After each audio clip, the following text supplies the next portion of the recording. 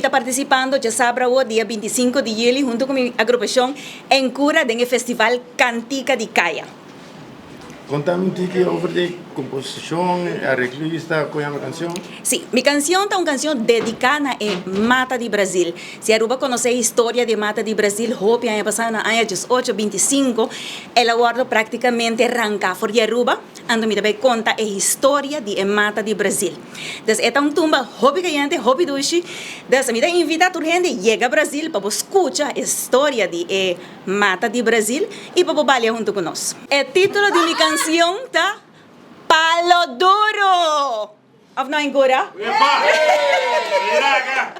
A ideia atrás disso aqui tá com a mata de Brasil, tá uma mata forte, uma mata que agora arrancar fora de nós, só ano passado, ano 18, 25, pero que tá é troncão de nossa cultura, que tá é base, bota mira também que cultura tá viva, a nasce no Brasil e nós tá vivendo na temporada de Brasil, então essa aí tá inhoud de minha cantica e nós está claro, nós está ready para Aruba, me invitava, sabe que é uma cantica dedicada também na mama Bernardina Grovel, com maneira nossa a cantar hopi cantica, mas não é tudo que reski, então ela sim a nossa gente mulher que canta e viva para a cultura, para não ter medo, zorra para botar coragem, viva para a cultura e canta para a cultura e essa é o que me deve fazer já sabe. Essa aqui é um troncão de canção. Um troncão de canção para nossa cultura, se nada chega centro de barrio Brasil para sobre ambiente da baita banda número 4 com Encura.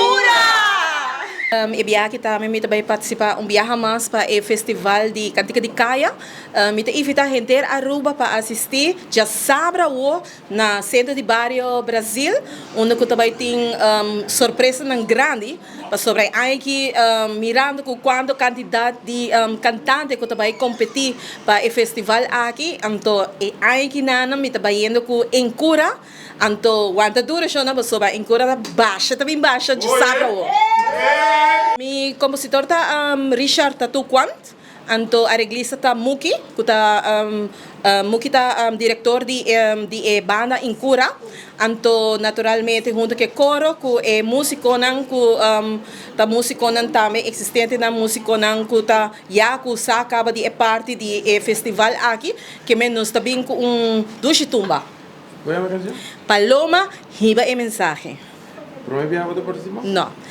Me a participar, me tem 16 anos acaba de participar da trajetória de cultura de Aruba, que trata de Brasil, me forma parte de um grupo de típico caba, me a participar também de Grande Dama Cultural, por certo, me Grande Dama Cultural 2022 e também a participar 3 anos passados, mas ali terceiro lugar do Festival de Cantica de Caya. Bye!